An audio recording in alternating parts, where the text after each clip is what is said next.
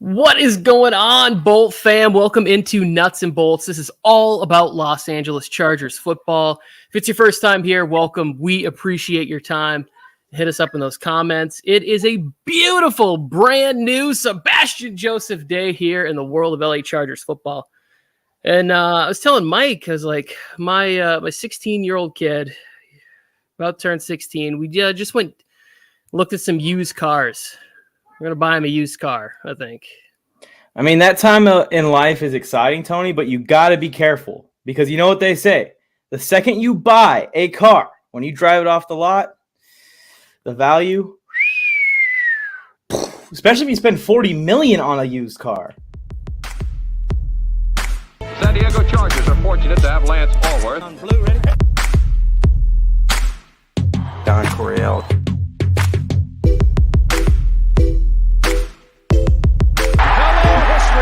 Touchdown, San Diego! Woo!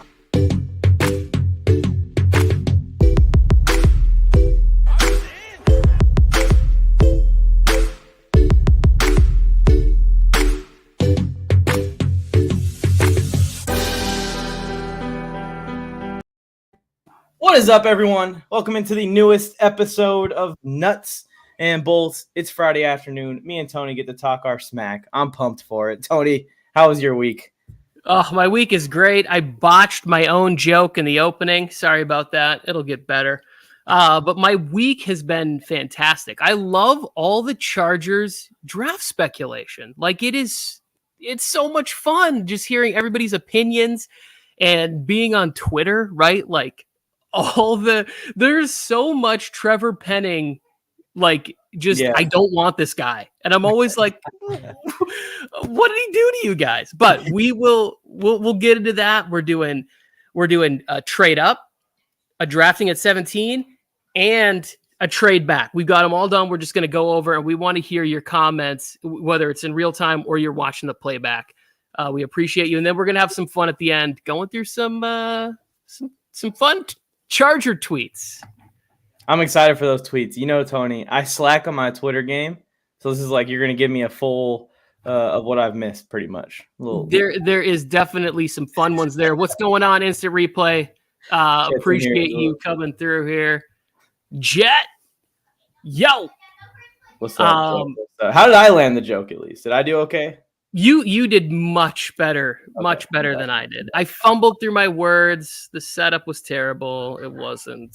Usually I'm the one that fumbles the jokes, but I'll never fumble the football. But I fumble the jokes every once in a while. I don't fumble the football either. But I'm gonna try some. I'm gonna put a little music under. You want to get into these mocks? Let's do it. Put on the music. I want to do some dancing. I watch Sports Dummies. It looks like fun. There we go.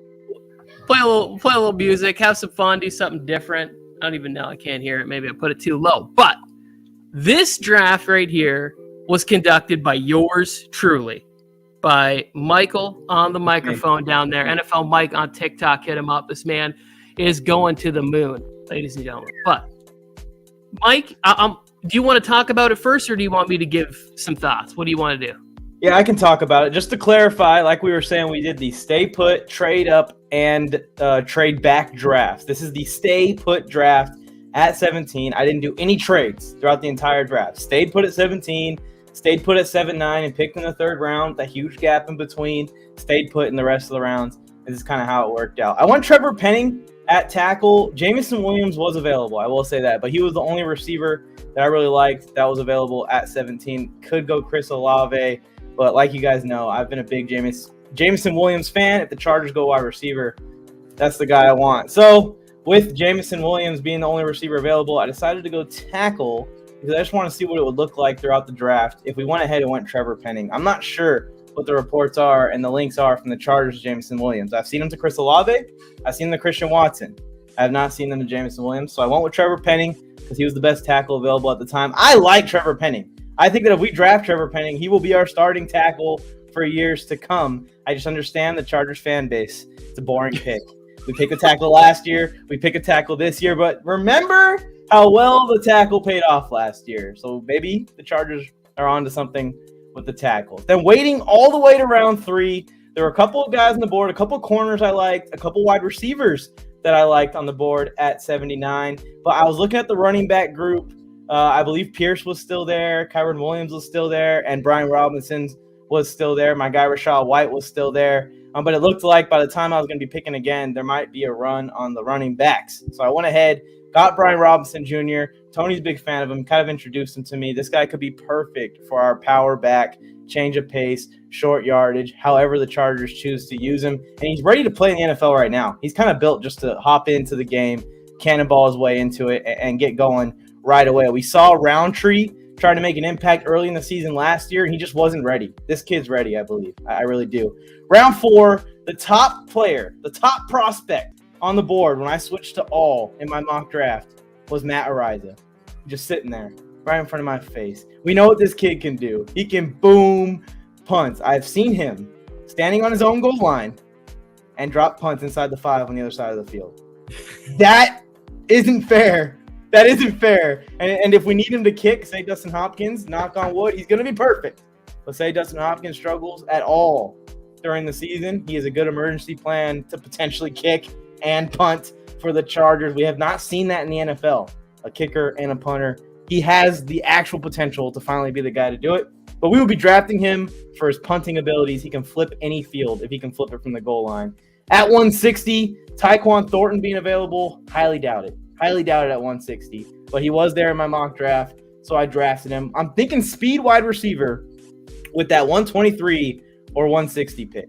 Whoever it may be, Tyquan Thornton. I like Velus Jones Jr. a lot. I don't know if you checked him out at all, Tony. He's a speedster. Either one of those guys, like them at either 123 or 160. Out to 195, Mike Rose is a guy that I kind of have circled as a project that Staley might like to work on at the linebacker position. This guy has like range. He can cover. And he's also a monster-sized human. He's 6'5", like 230 of solid muscle. This guy can fly around. When you watch him play, he's just a hard-nosed football player. He even wears the neck pad, which you don't see very often in the league anymore. He's wearing number 23 at linebacker with a neck pad on. Just looks absolutely insane. Looks like a Madden character built in the middle of a defense, especially at 6'5". And then 214. This is my favorite late-round cornerback in the draft. And you guys know how much I love my cornerbacks. Isaac Taylor Stewart out of USC. And no, it's not just because he plays at one of my favorite colleges. It's because this guy has the potential to turn into one of the better slot and man corners possibly on the roster if he develops nicely for us. He's a very late round pick. He's a prayer shot, but he is someone who can guard wide receivers in man coverage at an NFL level, at least from what I saw, what I believe in. The problem is very aggressive, a little undisciplined, a little afraid of those kind of things, but that kind of stuff is where the coaching comes in. And that's why we have Brandon Staley. That's why we have the defensive coaches that we have trying to develop guys like this. He could come onto the roster and be that fourth corner that maybe the Chargers are looking for when they go and scout Derek Stingley Jr. publicly in front of everyone's faces. Maybe even a fifth corner. I don't even know if he's behind Campbell on the depth chart. But I mean, when we're talking about rounds 5, 6, these guys are going to be projects. I mean, we're hoping that they turn into something, and I hope that Isaac Taylor Stewart turns into something. He's the only corner at that range that I actually would want the Chargers to draft, because the rest of the guys looking a little bit like burnt toast out there. Yes, I'm gonna work from 214 to 17. Isaac Taylor Stewart, 3 names, always a crowd pleaser right there. Love the hyphen.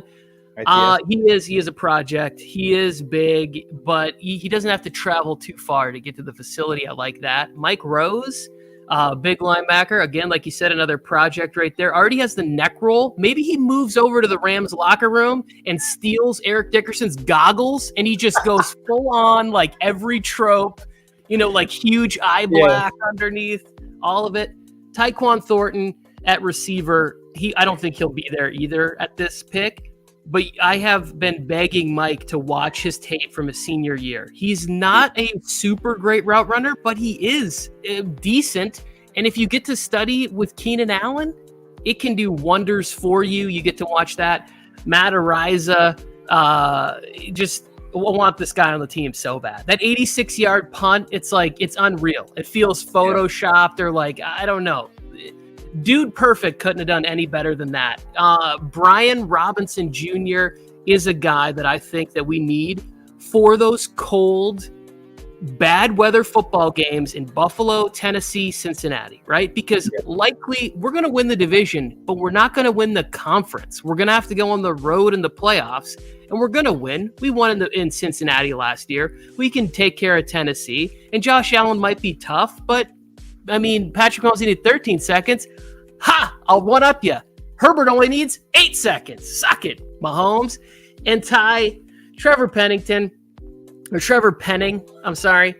For me, I think if he's the fourth tackle, I want to go upside and versatility. This is what I've come around to. I really like Zion Johnson's attitude, his energy. I saw him get interviewed. He's super smart and kind of nerdy like Herbert. Like there's a story where he builds his own computers from like spare parts. And like he's played 3 positions in college, and not because he was bad, because he was so smart. They were just like, where do you need him? So you could bring him into camp at right tackle. Let's say it's not working out. Now you put Filer, and now you have Johnson at guard. It's like, I just like that versatility, or Kenyon Green, whichever one would be there. But I think I would be happy if we got these players in our draft. I'd be pretty pumped too. I'm with you. The Trevor Penning pick is boring. This is kind of like a coming to reality, and then we're going to do some more fantasy in these next 2 situations. Another thing I want to add for Tyquan Thornton. We talk about the route running. We talk about the range. We talk about the hands. All 3. From watching Tyquan, I will take him slightly over Jalen Guyton. So he's an upgrade at the speed spot. Yeah, the speed spot. And you said you did watch some of his senior. Yeah, a little bit. Yeah. Yeah, he does some work down inside inside the 20 in the red zone. I'm like, these moves are quick, and they don't need to be perfect when you're that fast. Like, not at all. He just needs a quick little whoop, and he's gone. He's gone. Yeah. All right, it'll be interesting. Next draft. Let's go to this is the trade back version of a mock draft, right? So we had to trade back. We traded back with the Packers and their second pick of the first round, and we received picks 28 and 53, and we sent 17, 196, 236, right? At this, I'm not sure that Kenyon Green makes it this far, being one of the top 2 guards or whatever, but it was him or Zion Johnson. Zion Johnson was there at 24, but I didn't get that pick from the Packers. I still like this ability to be able to draft him there, because otherwise then you're looking at like other tackles like Bernard Ryham or Falele, which I like better with second picks. But us trading back, getting that guard position, and then we get a second pick. And here's my thing about second picks that I love so much, is that you have a little bit more freedom to, if I was a GM, this would be my strategy. In the second round, I would take more dart throws. I would say, which player right now has the craziest upside? They might not be the best available with my second pick, but if I see somebody that would fit my system so well, I would go that way. And I think Kenneth Walker has tremendous ability to allow Eckler to still be the 1A right now.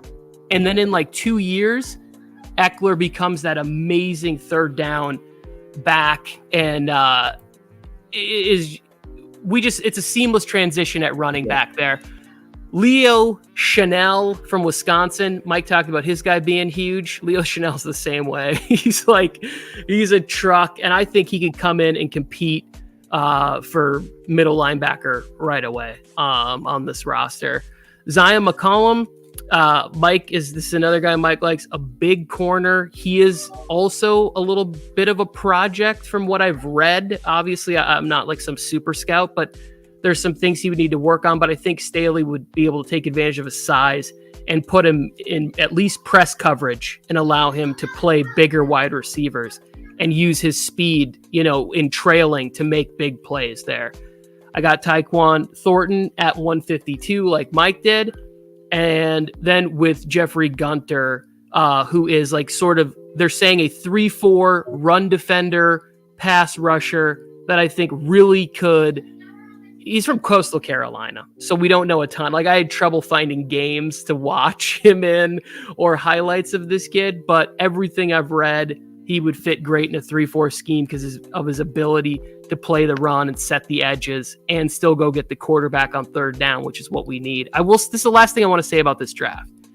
I made all these drafts very aggressive because that's how Telesco has been in the offseason. And if you'll notice, I traded all of our late round picks to move up a few spots in each round, right? Yeah. So like to go and get Zion McCollum before he went off the board in the 4th round, I moved up there. I moved up to get Tyquan Thornton a little bit, and then I moved up again. So by the end, we were done picking by round 5, and we got 6 players that could all contribute as starters or special teams immediately, right? Like this to me is like 6 players I think would all make the roster and all be contributing in some way on game day next Sunday. What do you think about this draft? I mean, I agree 100% with that sentiment.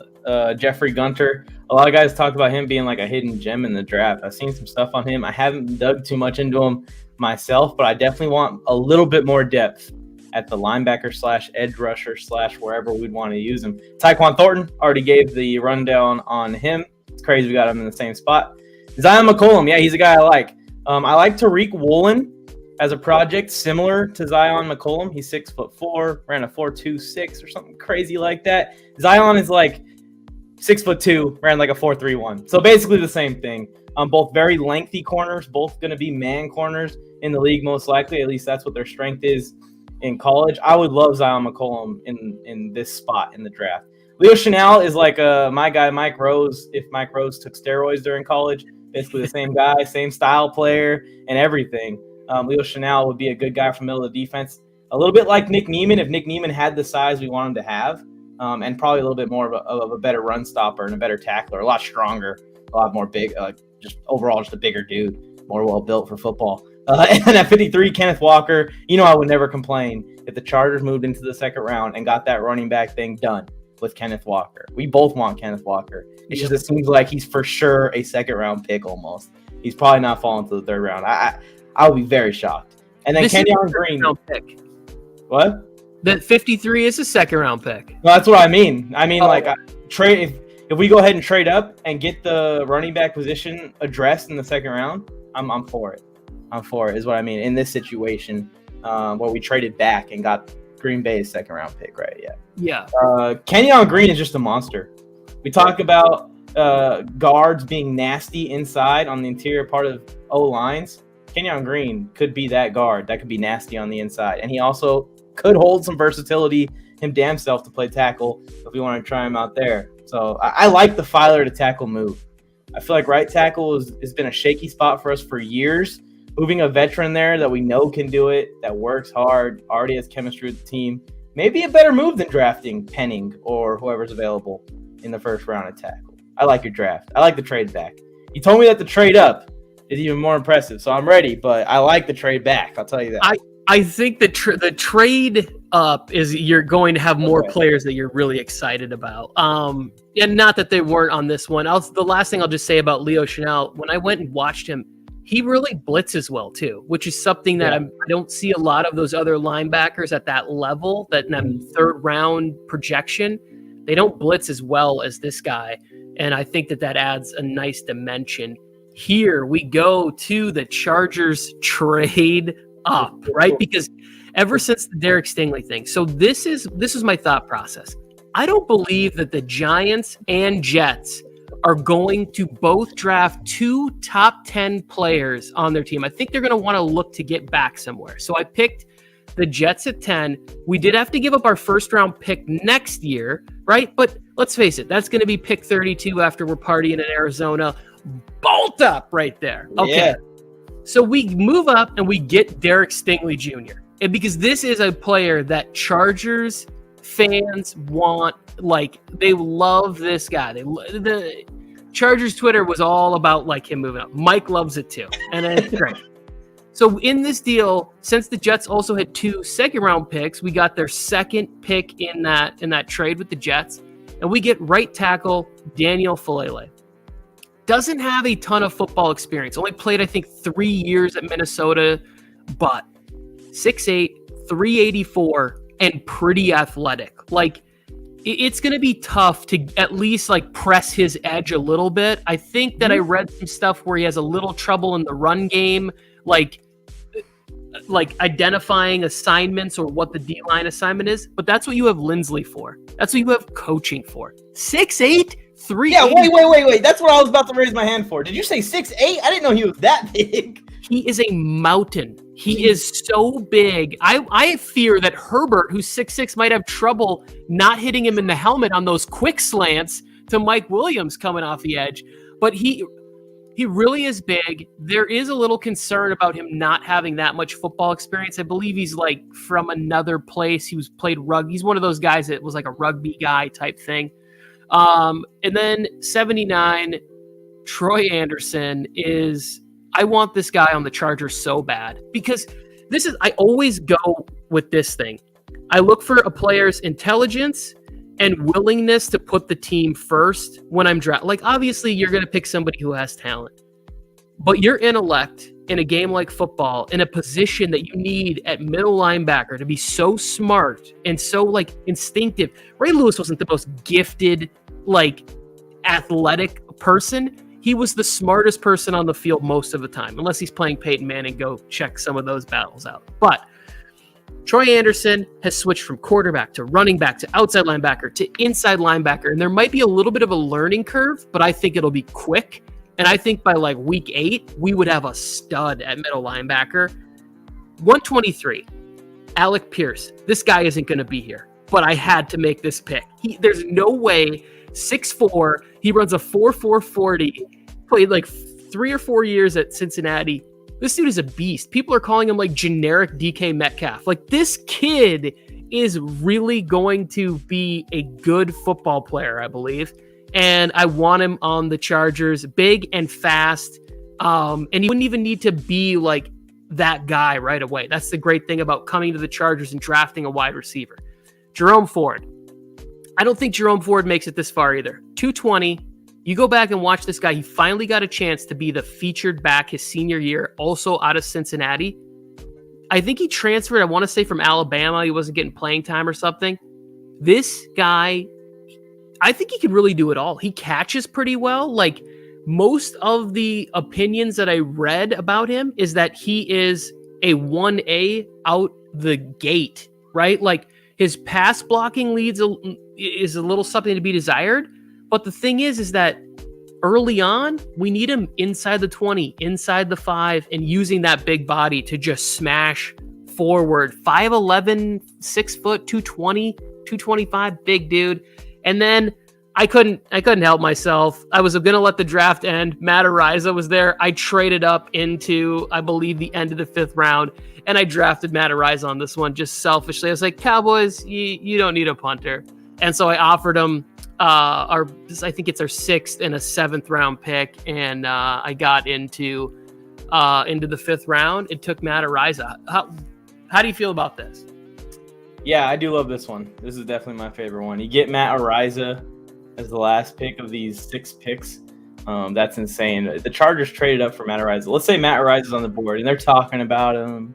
Kuiper's up there talking about him, and then you hear the Chargers are now on the clock. They just traded blah, blah, blah. We are probably drafting Matt Araiza. That's probably what's happening. Jerome Ford, I haven't done a ton of research on Jerome Ford yet, but I have seen some highlights. I've been watching the Cincinnati offense in general and the whole entire Cincinnati team, because that entire team went nuts last year. Defense, offense, everyone. Ford was coming out the backfield. Desmond Ridder at quarterback, throwing them balls up for Alec Pierce. If anyone is hyping up Desmond Ridder, you better be excited about Alec Pierce as well, because Alec Pierce is basically all over Desmond Ridder's highlight tape. It's all Alec Pierce receiving the football. Troy Anderson, I love this guy. And even if he doesn't work out linebacker because he is a project, he will be the special teams player of all time. I mean, he would be perfect to fill any role on special teams. If we don't get Araiza, he might be able to freaking punt. I don't even know. This guy literally does everything. Falele, he's a guy you've kind of introduced to me as well.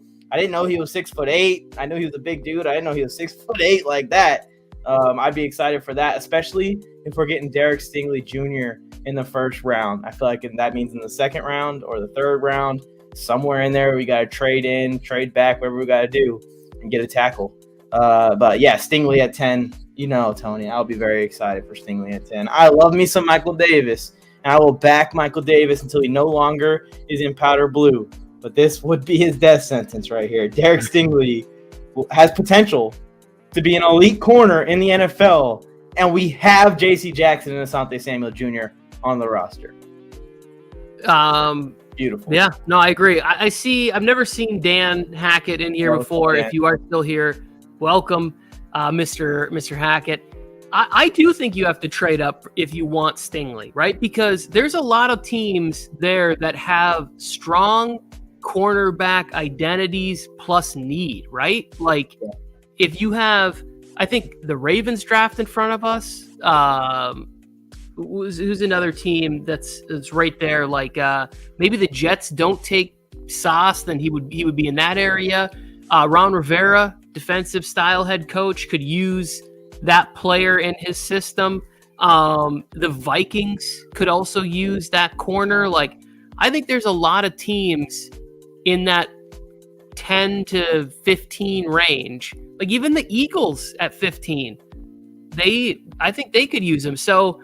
Well, I would be happy if he fell to 17 and we didn't have to give up a first-round pick to move up into the top of the draft. But I just, I don't see it shaking out quite that way.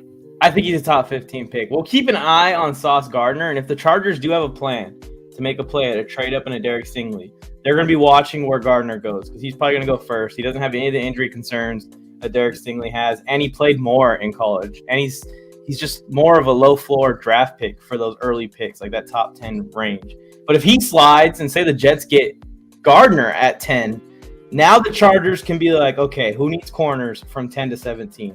We need to get ahead of those guys. Maybe they trade up to the Vikings are at 12. They kind of need a corner, but maybe they'd be down the trade back. They traded back last year, and the Jets came in and got Vera Tucker, and it looks like a mistake now by the Vikings. So we'll see.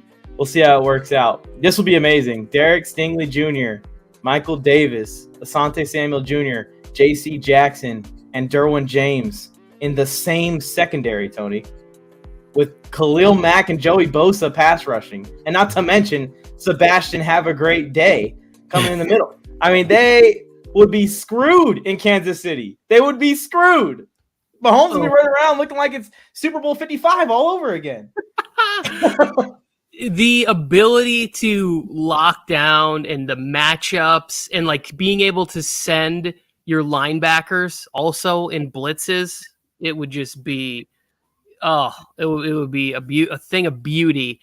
And the crazy thing about it was the more I get familiar with the deeper players in the draft, there's a lot of guys that are talented. And like we said in previous shows, it's hard to evaluate because of the COVID year. Like, they just didn't get a normal routine and function there, but they did well at the combine, and like some of their tape is nice. So I'm excited about however the draft shakes out because of how strong the team is and how good free agency was. Right, like we addressed a lot of the concerns, and now the one major concern that I think every Chargers fan feels is the right side of the offensive line. And I think it's fixable. Yeah, I think it is very fixable.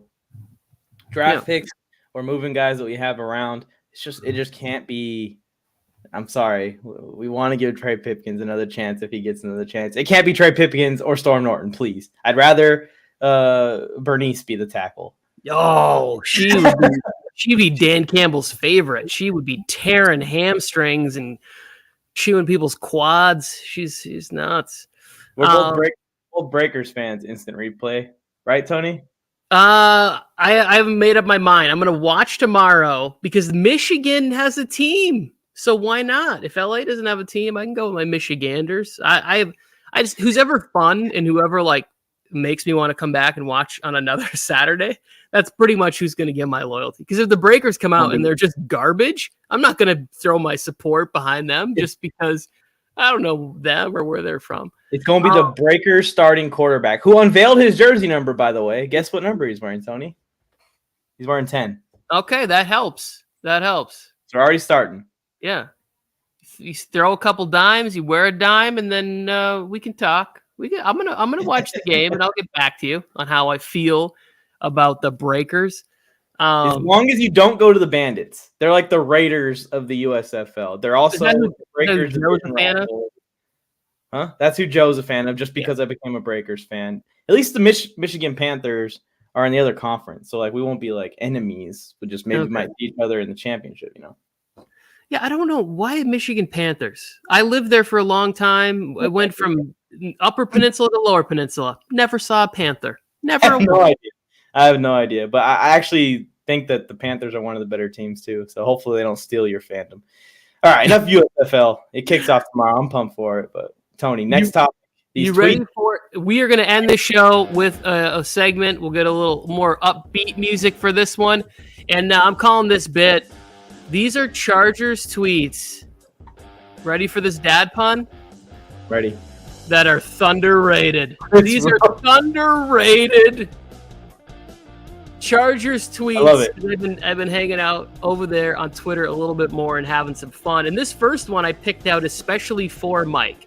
Chris, shake your rump over here, is talking about, I haven't caught my first West Coast bass yet. Gotta change that soon. Because I know you like to fish, right? So he's talking about actual fishing. He's not talking about some kind of something I'm just not in the loop on Twitter.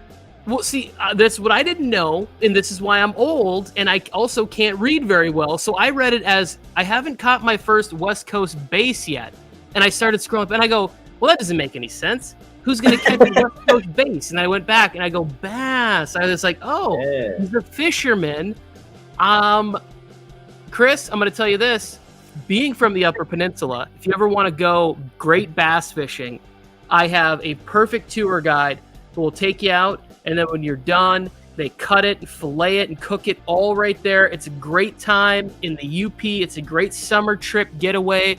You can get a cheap cabin right on the lake, and you can catch fish until your heart's content. So, Chris, I know we're not friends yet, but you reach out to me next off season, and we'll get you set up with a nice little trip to the Upper Peninsula bass fishing for the LA area, which you're more familiar with. Where would you recommend Mr. Rumpf going to?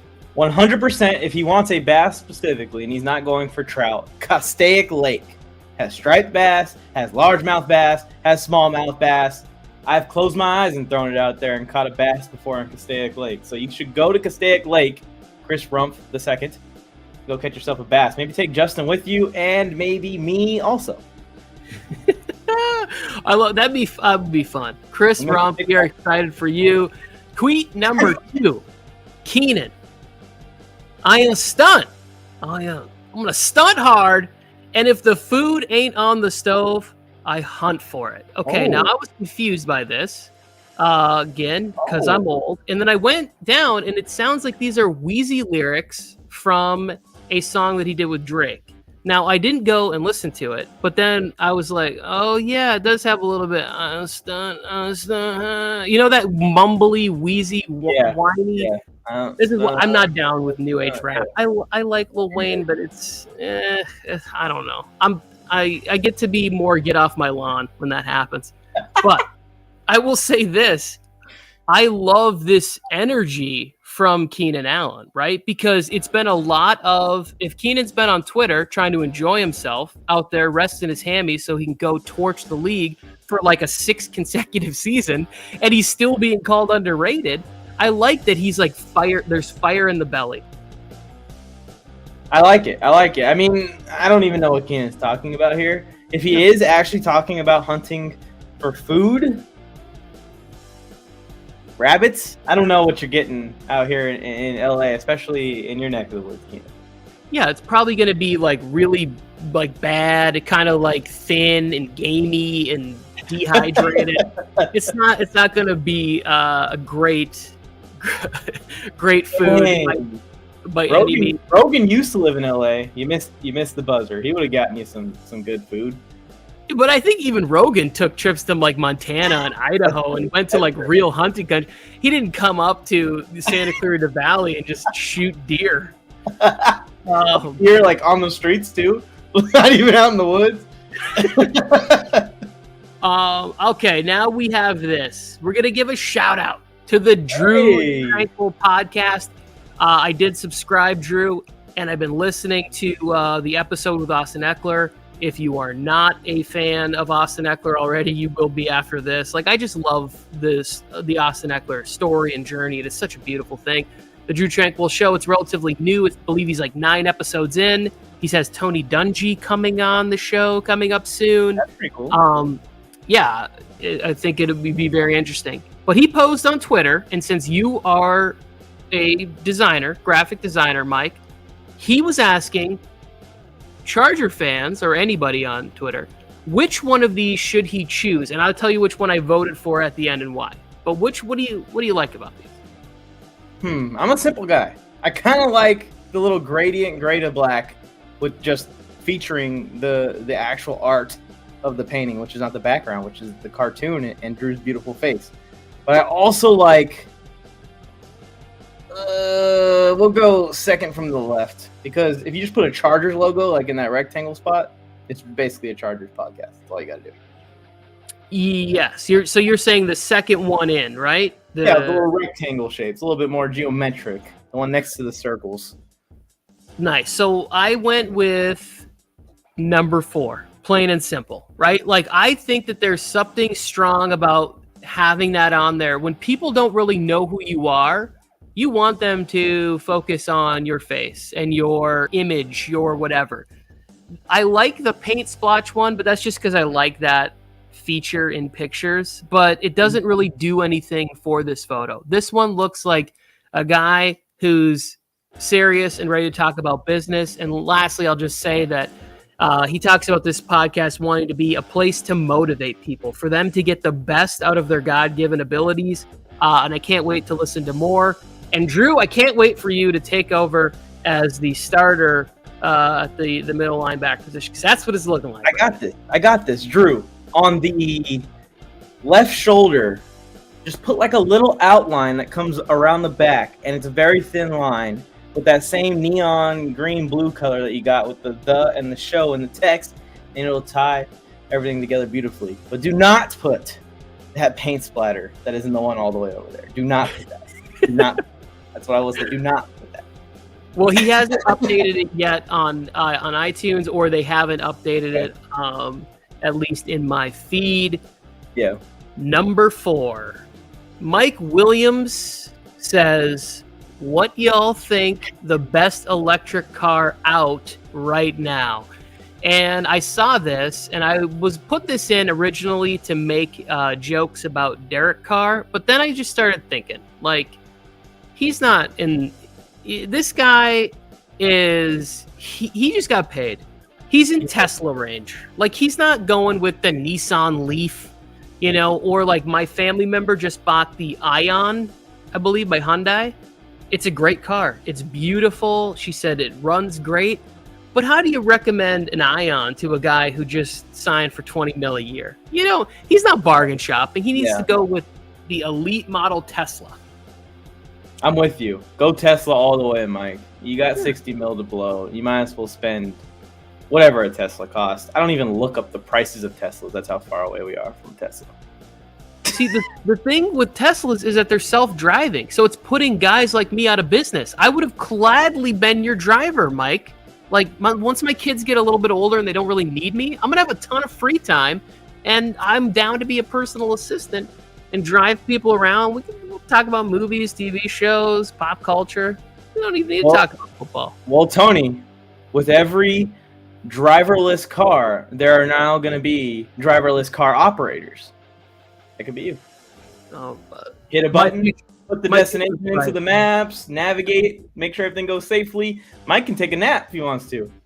And you'll even wear what he wants. You'll wear what he wants. You could come out like with the Swaggy P stuff on. You put whatever you want on. I think I need to listen closer to the Drew Tranquil podcast and try to get more out of my God-given ability.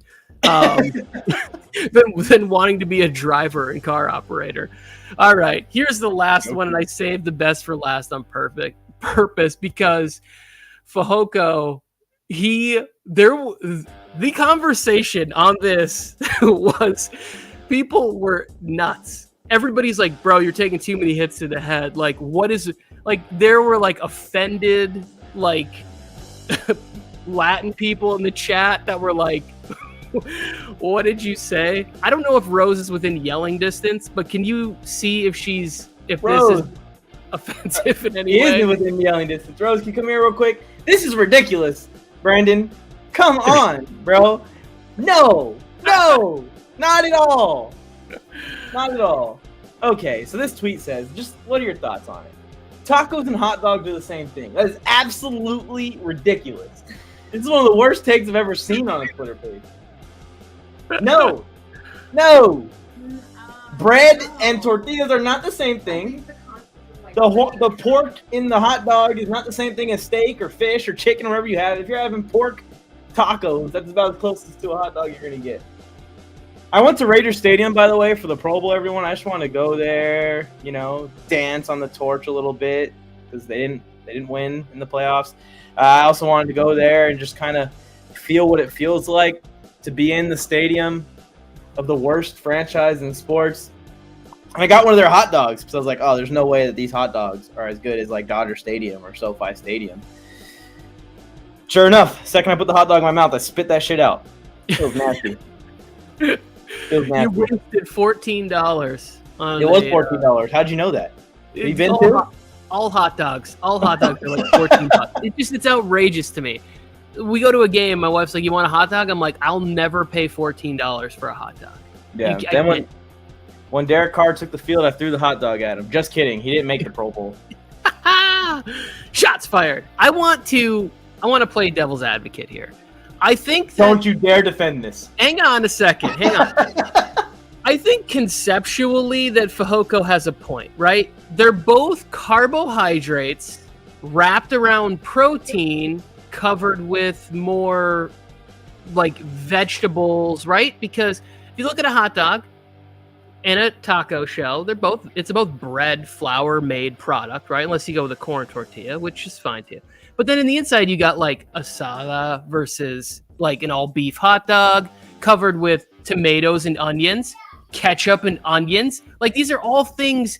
I get what he's saying. The problem is you could get away with this if you played for like 28 other teams.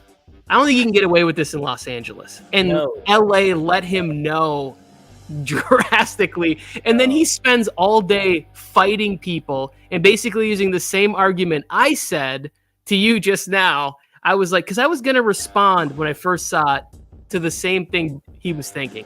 But I realized I don't want that smoke from the internet. I just got on Twitter and I'm trying to make friends with the Chargers community. I'm not trying to go on there and do it. So I'll save it to the end of my show where maybe people might not get this far into the show. And yeah, you can find me. You can at me, Nuts and Bolts LAC on Twitter. Are But we that saying, like, is are we gonna go? Are we just gonna extend this out and be like, yeah, cotton candy ice cream, same thing? Just call them the same thing. Cotton That's candy what- ice cream, same thing. so many people were giving examples of like, I guess this is this and this is this. And like, it was funny. It was entertaining. And I wrong. appreciated him. He's wrong. He's in the wrong. here. Riling. He's got a couple of like, he'll definitely be making more appearances on Thunder rated tweets because he says some stuff where you're like, I told you the other night, I said it's wild. And that's what I meant. Like it's wild funny, not wild bad or crazy. Like just like, what are you talking about? Yeah, we need to keep Thunder rated alive. We need to bring this back like once every couple weeks. Let's draft Ooh. Jordan Davis. Wouldn't be opposed to it. I don't know. I'm not opposed to it either, but the way that I look at this position is they spent a lot of money in free agency. I'm not sure that he values that position like other people, right? Because If you minus Austin Jackson, maybe I'd think about it. But people are forgetting, for one, Robert Covington isn't a terrible depth piece. He actually came in, and the thing I love about Robert Covington is I know for a fact, 100% watching him play the game, he gave every inch that he had every time he took a snap. And we also have Jerry Tillery. We also have Jackson, obviously. And we had Khalil Mack. And we had Joey Bosa. I mean, we're five. Dude. We're five. And the other kid, I think he might have been a rookie, Gaziano. Graziano's gonna be back too. Yeah, Like he played nicely in spots. So and to me, we could use a later round pick on another D lineman just to add a little bit more depth. everybody loves Jordan Davis because he had an amazing combine, right? And I love the idea too. But the more that I listen to like people break stuff down, and again, I'd be happy with them. But when you talk about the fact that we've never seen him play pass rushing downs, really, like he can rush the passer, but like your typical pass rushing downs, he didn't really have to play because Georgia had so much talent. Like his snap count was like an average of 28. And if I'm using a first round pick, 20. I want more than 28 plays a game. I haven't seen that number. 28 is a very low number. Yeah, well, Georgia's defense was also like their defense was so good that teams were only averaging like 40-something plays a game against them, but he was playing like half the snaps for the defense. Lots of 3 and outs, lots of picks, lots of fumbles.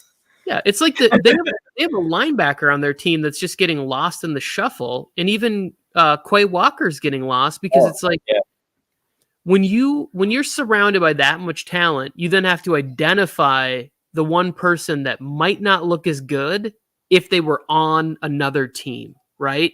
Yeah. I think Jordan Davis is going to be great. I just would rather go tackle or let Staley get his DB of choice. Yeah. Yeah, it's like offensive coaches taking their quarterback that they hand pick. He's like, I'm gonna go ahead and hand pick my lockdown corner, try and find my guy. Yeah, I'm with you on it. I'm with you. They're sold. Like Quay and Kenneth Murray are so similar. Very, very similar linebackers. What is this saying? What is he saying? Show us, brah. Show us what? I don't know what he's talking about. We already did we did the mocks. If you guys want to rewind, if that's what you're talking about, earlier in the show. We're kind of just winding down now. If there are any more questions, this is your time to submit them, please. Yes. Yeah. Well, while we do that, Mike can sign off, and for him, I will just run through them. I'll just put these up, but you can go ahead and start saying. Okay. Yeah. Thank you guys. Appreciate you guys for tuning in. We're on minute 47. We've seen some people around here. Appreciate you guys. Okay. I see what this guy's doing now. Yeah. Appreciate you guys tuning in. Had a great time. Great show this week. Can't wait to see you guys next week. If you aren't already subscribed to the channel and you are a Chargers fan, please subscribe to the channel. When are you going to subscribe to the channel if you ain't already subscribed to the channel? What's going on? I can't wait for draft day, Tony. Any last words, Tony?